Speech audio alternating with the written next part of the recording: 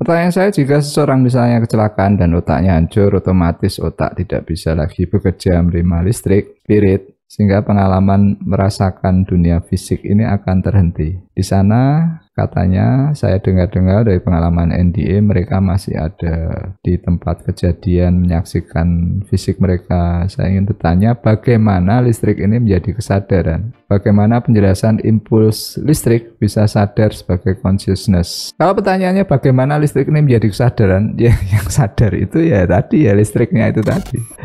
Itu sebabnya ketika orang koma otaknya nggak berfungsi pun masih tetap merasa dia ada. Karena yang ada ya hanya aktivitas gerakan ini yang tidak terikat ruang dan waktu. Sama seperti kalian mimpi ngerasa berlari misalnya, padahal tubuh kalian diam saja di situ. Jadi semua dikatakan hanya sensasi karena hanya aktivitas kelistrikan itu sendiri yang sebenarnya hidup. Bagaimana penjelasan impuls listrik ini bisa sadar sebagai consciousness, ini yang belum bisa ditemukan. Jadi kalau kita adalah efek dari kesadaran, kita ada di dalam kesadaran, satu-satunya cara bagaimana kita bisa menjelaskan, kita harus bisa punya perbandingan apa di luar kesadaran, dan itu tidak mungkin. Itu sebabnya Tuhan dikatakan kesadaran, karena ya tidak mungkin bisa menjelaskan hal ini. Jadi Tuhan itu ibarat rumahnya, kamu ada di dalam rumah, kamu tidak akan bisa menjelaskan rumahmu kalau kamu tidak keluar dari rumahmu.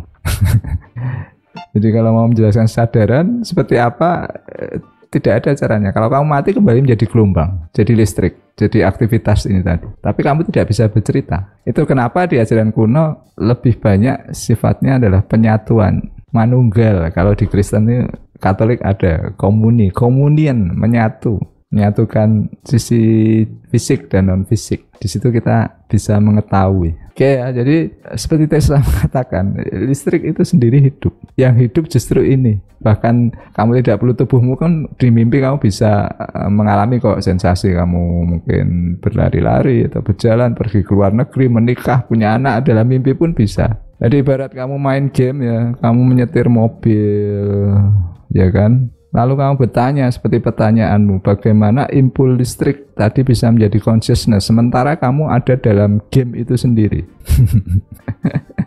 Ya ini terdengar memusingkan, rumit, tapi ya seperti itulah. Karena ada sesuatu yang ada, tidak bisa diindrai tapi tidak bisa diketahui, dan semuanya hanya bisa kamu pahami ketika dialami. Nah yang menarik nih, pendapat dari saya pernah ketahui dari siapa ya, saya lupa, James Maxwell, yang menceritakan tentang pendapat Tesla. Jadi yang dikatakan aktivitas pikiran kita terkait intuisi dan imajinasi itu adalah kekuatan Tuhan, dan beberapa ilmuwan lain mengamini. Jadi yang dikatakan aktivitas pikiran yang sifatnya otak, dia lebih banyak memproses, meregulasikan fungsi tubuh, hardware kita, tubuh kita berjalan, berdetak, mendengar. Semuanya ini menurut Tesla ya, itu pekerjaan otak. Tapi kalau intuisi, imajinasi, kebijaksanaan, itu tidak berasal dari otak atau tidak diproses oleh otak, tapi melalui otak. Jadi imajinasi, intuisi, kebijaksanaan, daya dan sebagainya, ini yang dikatakan sinyal dari Tuhan. Penjelasannya semacam itu.